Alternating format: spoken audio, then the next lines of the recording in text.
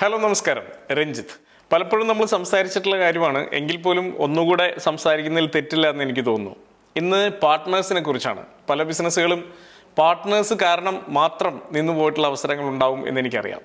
അപ്പോൾ ഒരു ബിസിനസ് തുടങ്ങുന്ന സമയത്ത് പാർട്ട്ണർ ഉണ്ടെങ്കിൽ പാർട്ട്നേഴ്സിനെ തിരഞ്ഞെടുക്കുമ്പോൾ ശ്രദ്ധിക്കേണ്ട 5 കാര്യങ്ങളെ കുറിച്ചാണ്.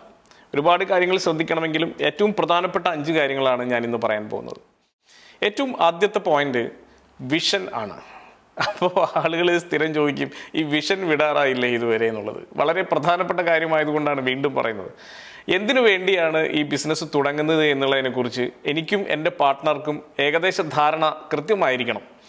അവിടെയാണ് പ്രശ്നം വരുന്നത്. പലപ്പോഴും ഞാൻ പല ഓർഗനൈസേഷൻസിലും പോകാറുള്ളപ്പോൾ ഒരു പാർട്ട്ണറോട് സംസാരിക്കുമ്പോൾ അയാൾ പൈസയ്ക്ക് വേണ്ടി മാത്രം വർക്ക് ചെയ്യുന്ന ഒരാളും മറ്റൊരാൾ അയാളുടെ താല്പര്യത്തിനും ഇഷ്ടത്തിനും വേണ്ടി വർക്ക് ചെയ്യുന്ന ആളുമായിരിക്കും. അപ്പോൾ ഒരാൾക്ക് ഇതൊരു പാഷനും മറ്റൊരാൾക്ക് വെറും ഒരു പ്രോഫിറ്റ് മേക്കിംഗ് പരിപാടിയും മാത്രമാണ് ഈ ബിസിനസ്. ഓട്ടോമാറ്റിക്കലി അവർ തമ്മിൽ ഒരുപാട് പ്രശ്നങ്ങൾ ഉണ്ടാവും.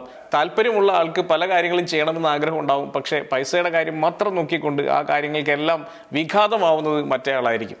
ചുരുക്കി പറഞ്ഞാൽ രണ്ടുപേരുടെയും ഒബ്ജക്റ്റീവും വിഷനും മിഷനും ഒക്കെ ഏകദേശം ഒന്നല്ലെങ്കിൽ പാർട്ട്നേഴ്സ് തമ്മിൽ യാതൊരു സംശയം വേണ്ട പ്രശ്നങ്ങൾ ഉണ്ടാകുമെന്നുള്ളത് ഉറപ്പാണ്.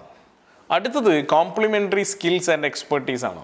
പലപ്പോഴും നമുക്ക് പല ആളുകളെക്കുറിച്ചും തെറ്റിദ്ധാരണകളുണ്ട്. കാരണം നമ്മൾ പുറമേ നിന്ന് കാണുമ്പോൾ പല ആളുകളും കൊള്ളാമെന്ന് തോന്നും, പക്ഷേ അടുത്തേക്ക് വരുമ്പോഴാണ് ഇവരുടെ വാല്യൂ സിസ്റ്റം നമ്മൾ തിരിച്ചറിയുക, ഇവരുടെ സ്കില്ല് ഇല്ലായ്മകളും നമ്മൾ തിരിച്ചറിയുക. ചില ആളുകൾ നന്നായി സംസാരിക്കുന്ന ആളുകളായിരിക്കും.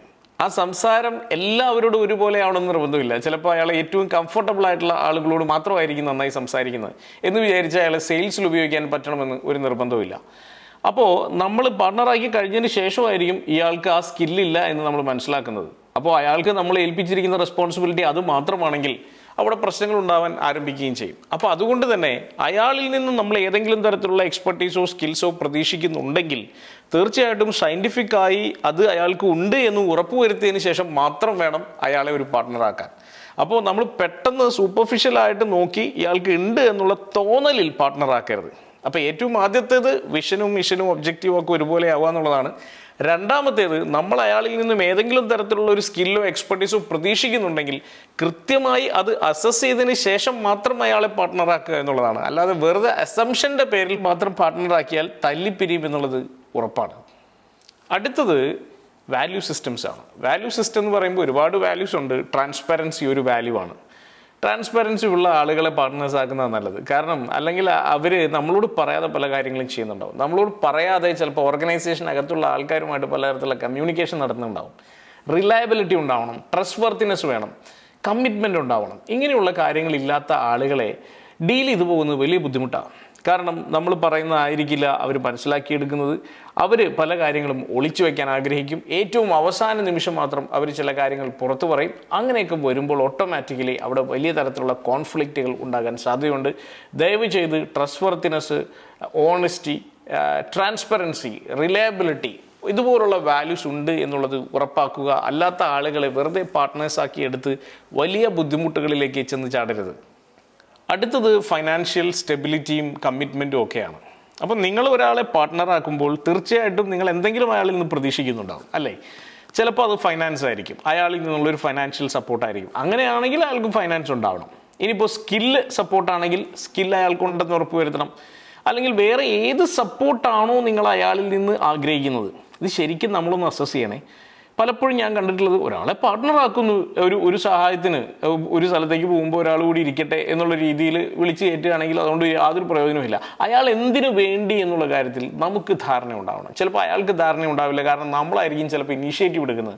നിങ്ങളാണ് ഇനീഷ്യേറ്റീവ് എടുക്കുന്നതെങ്കിൽ ഉറപ്പായിട്ടും അയാൾ എന്തിനാണ് പാർട്ട്ണർ ആവുന്നത് എന്നുള്ളതിനെക്കുറിച്ച് നിങ്ങൾക്ക് ധാരണ ഉണ്ടാവണം, അയാൾക്കും ആ ധാരണ കൃത്യമായിട്ട് ഉണ്ടാവണം. ഫൈനാൻഷ്യൽ സപ്പോർട്ടാണ് ആഗ്രഹമെങ്കിൽ അയാൾക്ക് ഫൈനാൻഷ്യൽ സ്റ്റെബിലിറ്റി ഉണ്ടാവണം. മാത്രമല്ല കമ്മിറ്റ്മെൻ്റ് ഉള്ള ആൾക്കാരായിരിക്കണം. ഏതെങ്കിലും ഒരു കാര്യം കമ്മിറ്റ് ചെയ്തിട്ട് പിന്നെ ഏറ്റവും അവസാന നിമിഷത്തിൽ കാലുമാറുന്ന ഇഷ്ടംപോലെ ആളുകളുണ്ട്. അത്തരത്തിലുള്ള ആളുകളാവരുത്. അത്തരത്തിലുള്ള ആളുകൾ കൊണ്ട് വലിയ ശല്യമാണ് ഉണ്ടാവുക. ഒരു സംശയവും വേണ്ട. ആ ഒറ്റ കാരണം കൊണ്ട് ബിസിനസ് ചിലപ്പോൾ താഴേക്ക് പോയേക്കാം. ആൻഡ് ഫൈനലി എഫക്റ്റീവ് കമ്മ്യൂണിക്കേഷൻ ആണ്. എഫക്റ്റീവ് കമ്മ്യൂണിക്കേഷൻ ഒരു ചെറിയ വാക്കല്ല, വളരെ ഇമ്പോർട്ടൻ്റ് ആയിട്ടുള്ള വാക്കാണ്. പല ആളുകളും സംസാരിക്കില്ല. അതായത് അവർക്കുണ്ടാവുന്ന ഫീലിങ്സ് തുറന്ന് പറയില്ല. ചിലപ്പോൾ ബോർഡ് മീറ്റിങ്ങിലൊക്കെ അവർക്ക് എതിർപ്പുണ്ടാവും, പക്ഷെ പറയില്ല. പക്ഷേ പിന്നിൽ നിന്ന് കളിക്കുന്ന ആൾക്കാരുണ്ട്. അവിടെ തുറന്നു പറയാതെ അപ്പുറത്ത് പോയി വേറെ ആളുകളോട് ഇൻഡിവിജ്വലായി സംസാരിക്കുന്ന ആളുകൾ, അത് പബ്ലിക് സ്പീക്കിങ്ങിനൊക്കെ മടിയുള്ള ആളുകളാണ്. അവർക്ക് അവിടെ ആ ഒരു വേദിയിൽ പറയാനുള്ള പേടിയാണ്. പക്ഷെ പിന്നിൽ നിന്ന് ഫോണൊക്കെ വിളിച്ചും വാട്സപ്പ് അയച്ചും ഒക്കെ ഇവർ വലിയ കുത്തിത്തിരിപ്പുകൾ ഉണ്ടാക്കും. ഇത്തരത്തിലുള്ള ആളുകൾ വലിയ പ്രശ്നമാണ്. അപ്പോൾ അവർക്ക് എഫക്റ്റീവ് കമ്മ്യൂണിക്കേഷൻ ഇല്ലാത്തതിൻ്റെ ഒരു പ്രശ്നമാണ്.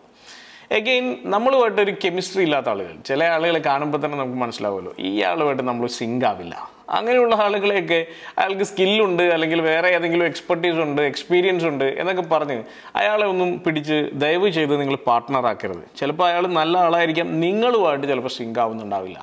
അപ്പോൾ നമ്മളുമായിട്ട് സിങ്ക് ആവാത്ത ആളുകൾ പാർട്ട്നേഴ്സ് ആണെങ്കിൽ എല്ലാ ദിവസവും നമുക്ക് ബുദ്ധിമുട്ടായിരിക്കും, സ്ട്രെസ് ആയിരിക്കും. എന്തിനാണ് ഇങ്ങനെ സ്ട്രെസ് എടുത്തുകൊണ്ട് ഒരാളെ പാർട്ട്ണറാക്കി ബിസിനസ് മുന്നോട്ട് കൊണ്ടുപോകുന്നത്? അപ്പോൾ ഒരു കാര്യം ഉറപ്പിക്കുക, ഈ 5 കാര്യങ്ങളിൽ ഏതെങ്കിലും ഒന്നില്ലെങ്കിൽ ഉറപ്പായിട്ടും നിങ്ങൾ സ്ട്രെസ് അനുഭവിക്കുന്നുണ്ടാവും. അപ്പോൾ അതിനകത്ത് ക്ലാരിറ്റി വരുത്തിയതിന് ശേഷം മാത്രം മുന്നോട്ട് പോവുക.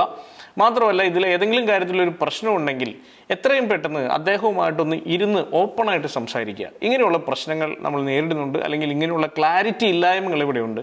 അതിൽ ക്ലാരിറ്റി വരുത്തിയതിന് ശേഷം മുന്നോട്ട് പോകുന്നതായിരിക്കും നമുക്ക് രണ്ടുപേർക്കും നല്ലത് എന്നുള്ള രീതിയിൽ വളരെ ഓപ്പണായിട്ടുള്ള, വളരെ ഹെൽത്തി ആയിട്ടുള്ള ഒരു കോൺവെർസേഷൻ ഉണ്ടെങ്കിൽ വുഡ് ബി ഗ്രേറ്റ്. തീർച്ചയായിട്ടും പാർട്ട്ണർഷിപ്പ് ബിസിനസ്സുകൾ നല്ല രീതിയിൽ നമുക്ക് കൊണ്ടുപോകാം. എപ്പോഴാണോ കൃത്യമായ ക്ലാരിറ്റിയും കമ്മ്യൂണിക്കേഷനും ഒക്കെ സ്ഥിരമായിട്ട് ഉണ്ടാകുന്നത്, ഉറപ്പായിട്ടും പാർട്ട്ണർഷിപ്പ് ബിസിനസ്സുകൾ ഇരട്ടി ശക്തിയോടെ, സിനർജി എന്നാണല്ലോ പറയുക, ഒരാളുള്ളപ്പോൾ എനർജിയാണ്, രണ്ടുപേരും കൂടി ആകുമ്പോൾ സിനർജിയായി മാറും എന്നാണ് പറയുക.